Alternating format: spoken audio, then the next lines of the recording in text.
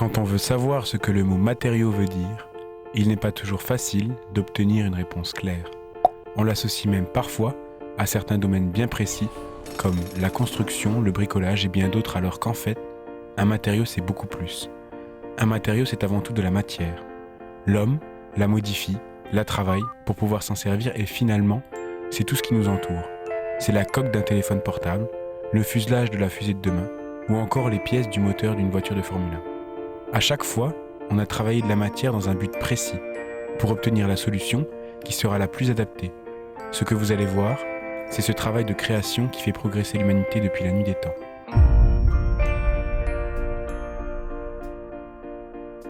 Avant de voir ce qu'on fait des matériaux, il faut savoir que les scientifiques les trient selon 4 catégories.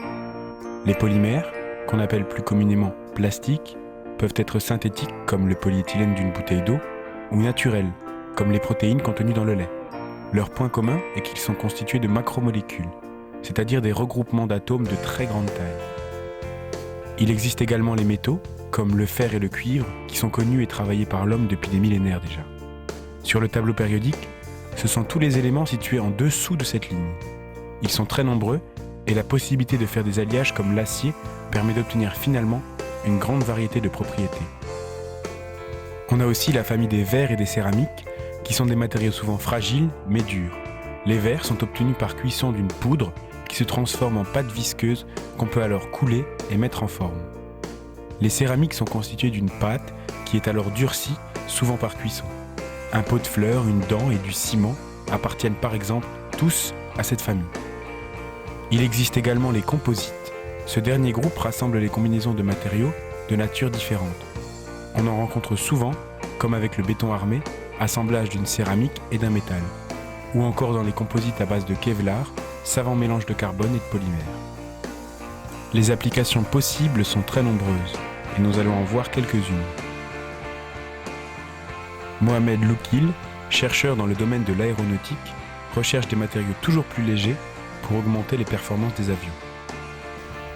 Dans l'aéronautique, les composites se sont imposés pour fabriquer des pièces de structure primaire grâce à leur performance, leur qualité de légèreté, leur souplesse de forme et leur très bonne résistance. Près de 50% de la masse de l'Airbus A380 est composée de matériaux composites, dont les ailes, les portes et des sections de fuselage. L'Airbus A380 est le premier avion de ligne avec un caisson central en fibre de carbone permettant de réaliser un gain de poids évalué à 2 tonnes.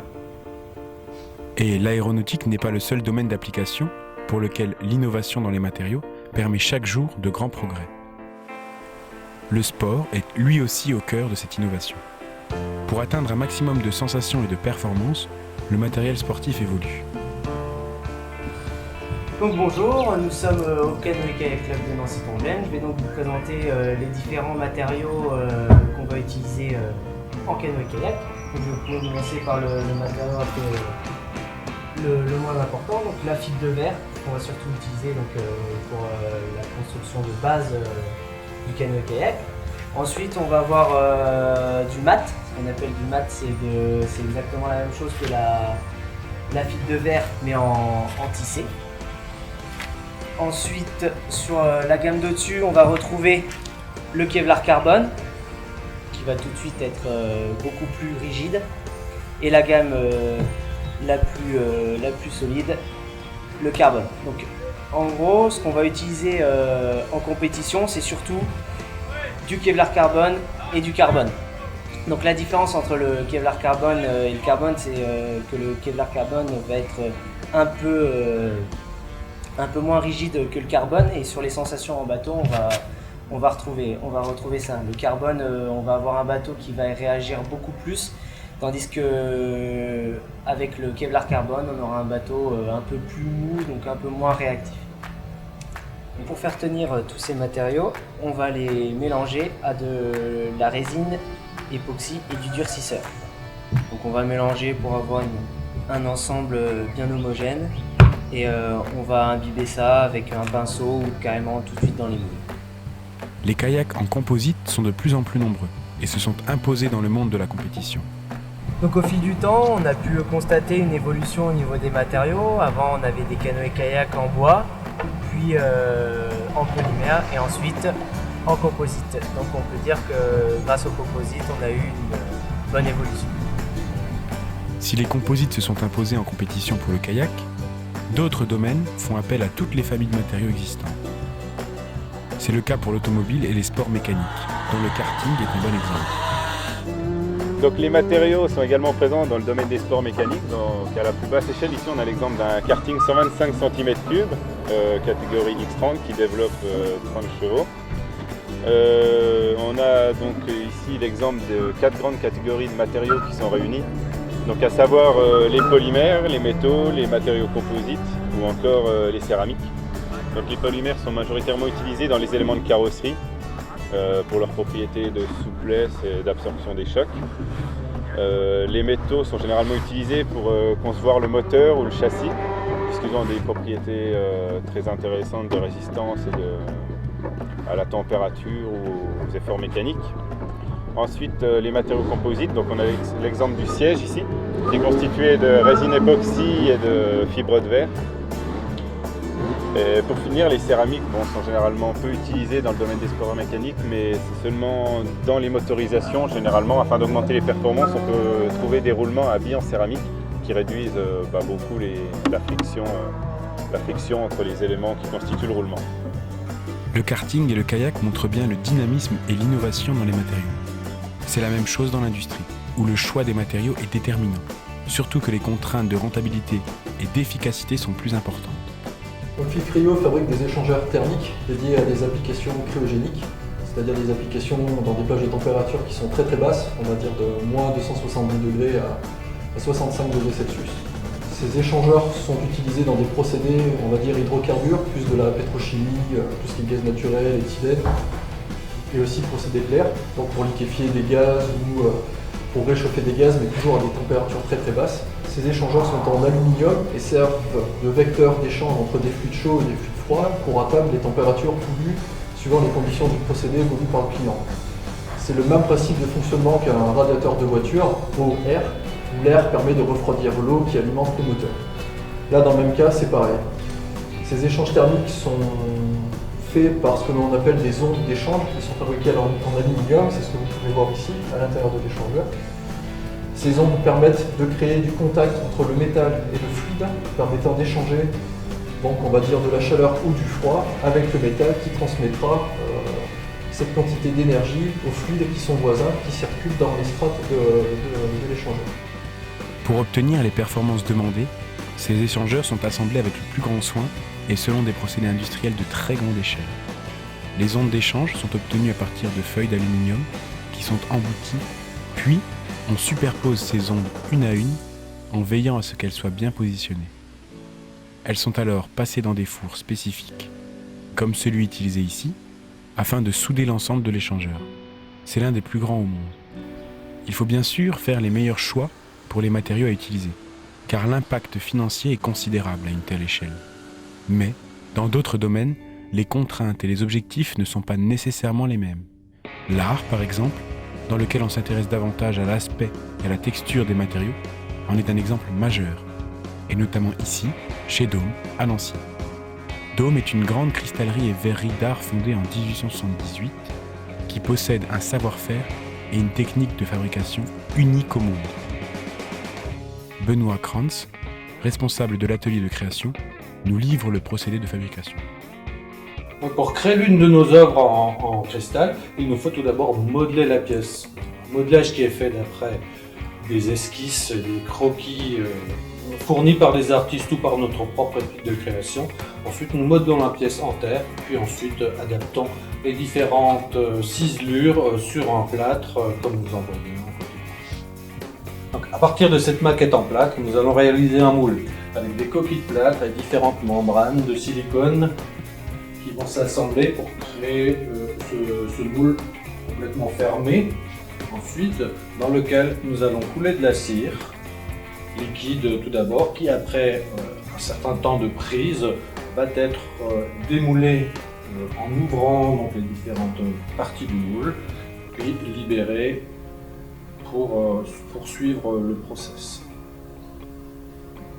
La cire va ensuite être plongée dans un bloc de plâtre réfractaire qui, une fois durci, va être étuvé de façon à évacuer la cire. C'est à ce moment-là qu'on dit que la cire est perdue. Et on va donc obtenir une forme en creux à l'intérieur du moule, rigoureusement identique à la cire et au modèle en plâtre qui a servi à réaliser le premier moule. Dans ce creux, nous allons verser du broisiel de cristal, donc des miettes de cristal de différentes couleurs selon une recette que nous avons élaborée auparavant et qui est propre à chacun de nos produits. Ce moule réfractaire va ensuite être porté en cuisson. On va le mettre dans un four pour une durée entre 1 et 3 semaines selon la taille de la pièce. Après cette durée de chauffe et de refroidissement, très importante, le plâtre va se déliter, le réfractaire va se déliter et va nous permettre de libérer la pièce en cristal comme ici avec ce moule à demi brisé. La pièce en cristal brut complètement démoulée que voici va devoir ensuite être finie de façon à obtenir une pièce agréable au toucher et à la vue comme celle-ci, donc ce petit vase autour du thème du palmier que nous avons réalisé avec la collaboration du designer floral Emilio Roba. Notre univers de style est varié. Il va de créations florales comme vous pouvez en voir derrière moi qui font la réputation de Dôme depuis la période de l'Art Nouveau. Nous faisons également des pièces animalières et également beaucoup de pièces de design et surtout des pièces d'art au travers de collaborations avec des sculpteurs dont certains ont une réputation mondiale comme Dali, César ou Armand, pour ne citer que les plus connus d'entre eux. L'utilisation et la mise en forme du verre a ici été poussée à la perfection. Et c'est ce travail qui permet d'obtenir toutes les formes, les couleurs et les textures voulues par les artistes. Pour finir ce reportage, voyons l'implication des matériaux dans le domaine de la médecine, avec M. Jean-Luc Six, professeur. Il va nous en apprendre davantage sur la prothèse de hanche. Alors, la prothèse de hanche est constituée donc d'une queue métallique que l'on va implanter dans le fémur, un noyau en polyéthylène de ultra haute masse molaire qui va permettre, grâce à la cupule que l'on fixe sur l'os du bassin, une articulation de votre jambe par rapport au bassin. Il y a deux types de polymères qu'on peut rencontrer dans cette prothèse de hanche. Tout d'abord, le noyau en polyéthylène qui va être résistant au fur et à mesure que le patient va marcher. Il va y avoir des frottements et ce noyau ne doit surtout pas s'effriter. Et puis la deuxième type de polymère qu'on va rencontrer, c'est un ciment, une colle qu'on va mettre autour de cette queue métallique avant même de l'implanter dans le fémur, de façon à ce que cette queue soit ensuite solidarisée à l'os. Un deuxième moyen, c'est non pas d'utiliser une queue qui est parfaitement métallique autour de laquelle il faut mettre une colle, mais utiliser une queue qui est recouverte d'un recouvrement en céramique. Et grâce à ce recouvrement en céramique, les cellules qui constituent l'os vont pouvoir pénétrer à l'intérieur de ce recouvrement et petit à petit, eh bien, l'os va adhérer vraiment sans la colle à cette queue métallique. L'élaboration des médicaments, tout comme celle des prothèses, sont le fruit d'un travail main dans la main entre médecins, chercheurs et ingénieurs. Il existe bon nombre d'autres exemples, comme les fibres permettant de régénérer intégralement un tendon sectionné, ou par exemple les solutions permettant de reformer du cartilage. Toutes ces innovations sont actuellement en plein développement et également porteuses de nombreux espoirs. Ce documentaire s'achève et permet de retenir essentiellement une chose. Les matériaux constituent un domaine vaste, unique, attractif et très dynamique, comme nous l'avons vu en particulier dans la région de la Lorraine. C'est une science incroyablement vivante, toujours en mouvement, qui ouvre les portes vers le progrès. C'est aussi une science originale qui est accessible à tous. Et qui sait, peut-être que ce sera vous, le créateur du matériau de demain.